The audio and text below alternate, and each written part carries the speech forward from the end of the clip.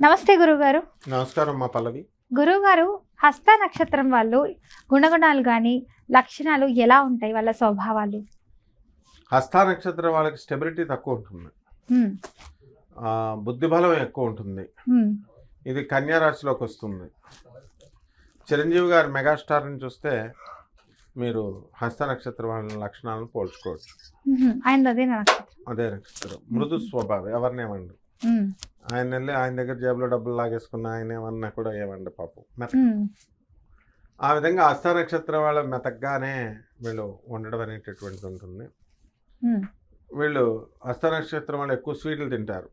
ఓ, చిన్నప్పుడు స్కూల్లో చదువుకున్నప్పుడు వాళ్ళ ఫ్రెండ్స్ బాక్సులు అక్కడ కనుక పెడితే లాక్కొని తినేస్తారా? వీళ్ళు లాక్కొని తినేస్తారు. ఉమ్, సో ఆ విధంగా ఈ యొక్క హస్త నక్షత్రము హ్యూమరస్. చిరంజీవి గారిని చూస్తే మామూలుగా మనం ఏమనుకుంటామంటే మామూలుగా ఉన్నారేమో అనుకుంటాం. జోకులు మాస్టర్ అనమాట, బ్రహ్మాండంగా జోకులు వేస్తారు. ఉమ్, కాబట్టి ఈ యొక్క హస్త నక్షత్రం వాళ్ళు పట్టుదలకు మారిపోయారు.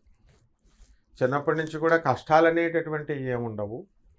కొంచెం బ్యాక్గ్రౌండ్, కొంచెం మామూలు మిడిల్ క్లాస్ బ్యాక్గ్రౌండ్ నుంచి వెళ్ళినా కూడా ఉమ్, వీళ్ళు మంచిగా తమంతా తాము స్వయం కృషితో ఉమ్, ఎంతో ఉన్నత స్థానానికి ఎదిగిపోవడానికి అవకాశాలు ఉంటాయి. ఉమ్, కాబట్టి అయితే వీళ్ళ దగ్గర వచ్చినటువంటి గొడవ ఏమిటంటే వీళ్ళు నేను ఇంకా చేస్తా, నేను అప్లై చేస్తా జాబ్కి అనుకుంటూ వీళ్ళు ఉంటూనే ఉంటారు. ఉమ్, అయితే ఆ జాబు అనేటటువంటిది అప్లై చేస్తే కనుక డెఫినెట్గా వీళ్ళకి వచ్చేయడానికి అవకాశాలు ఉంటాయి. ఉమ్, కాబట్టి పిల్లల విషయంలో అతిగా ఆలోచిస్తారు. ఉమ్, అండ్ పిల్లలకి ఈ సీట్లు కావాలా, ఈ స్కూల్లో సీట్లు కావాలా, ఆ స్కూల్లో సీట్లు కావాలా అని అలా పర్టికులర్గా ఒక ఇది వేసుకోవడము, ఒక డెఫినేషను, ఒక పద్ధతి పెట్టుకోవడం అనేటటువంటి జరుగుతుంది. ఉమ్. ఆ సీట్లు రాకపోతే ఇప్పించలేదని అవతలాళ్ళ మీద అలగడం, ఆహా. ఇలాంటివన్నీ కూడా చేయడం జరుగుతుంది. భర్తతో సంబంధించి కొన్ని ఈ యొక్క మిస్అండర్స్టాండింగ్స్ రావడానికి కొంతమందికి అవకాశాలు ఉంటాయి. ఉమ్, అండ్ వీళ్ళకి అనుకూలమైనటువంటి భర్త అనేటటువంటి చాలా తక్కువ మందికి వస్తుంది. ఉమ్, ఎందువల్లంటే వీళ్ళు పాపం మామూలుగానే సహజంగా తెలివైన వాళ్ళు, కాలికేస్తే మెడకి, మెడకేస్తే కాలికి అవును. వేసే తెలివితేటలు ఉంటాయి వీళ్ళకి. బుధుడు కాబట్టి దీనికి అధిపతి బుధుడు. ఉమ్, హస్త నక్షత్రానికి అధిపతి చంద్రుడు. ఉమ్, కన్యారాశికి లోకి వస్తుంది కాబట్టి కన్యారాశికి అధిపతి బుధుడు. ఉమ్, కాబట్టి వీళ్ళు టాకింగ్ కూడా అవతల వాళ్ళు మనల్ని తిట్టి మాట్లాడుతున్నప్పటికీ కూడా ఉమ్, కఠినంగా వీళ్ళు పదజాలంతో మాట్లాడకుండా ఉమ్. కొంచెం టాక్ట్ఫుల్గా అవతల వాళ్ళని డీల్ చేస్తూ అవతల వాళ్ళతో వీళ్ళు మాట్లాడడానికి అవకాశాలు ఉంటాయి. సో ఇప్పుడు అవతల అంటే కాలుకేస్తే మెడికేస్తే కాలుకి అది అంటున్నారు. ఉంటుంది. సో అలాంటి స్వభావం కూడా ఉంటుంది అంటున్నారు కదా. సో వేరే వాళ్ళకి కూడా ఏదైనా ప్రాబ్లం అవుతుంది కదా. సో వాళ్ళకి ఆన్సర్ ఇవ్వాలన్నా, లేదంటే ఏదైనా చెప్పాలి, ఇలా చేయాలి అలా చేయాలని కొన్ని వర్క్స్ ఉంటాయి, పెండింగ్ పడిపోతూ ఉంటాయి. సో అలాంటప్పుడు వేరే వాళ్ళకి ప్రాబ్లం అవ్వకుండా ఉండాలంటే, సమస్యగా మారకూడదు వీళ్ళు.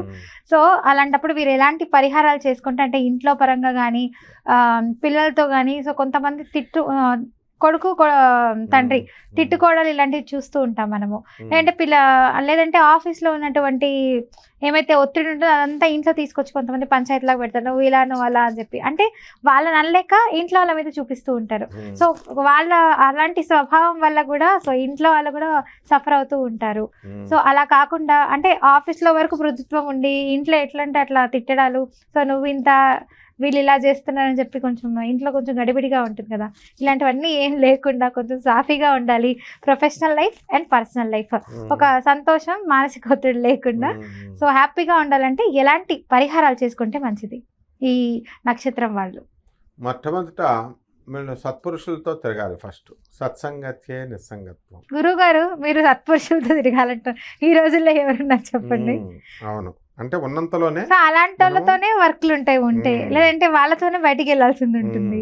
సో ఎట్లయినా మాట్లాడకూడదు అనుకున్నా ఏదో ఒక పరంగా మాట్లాడాల్సి వస్తుంది.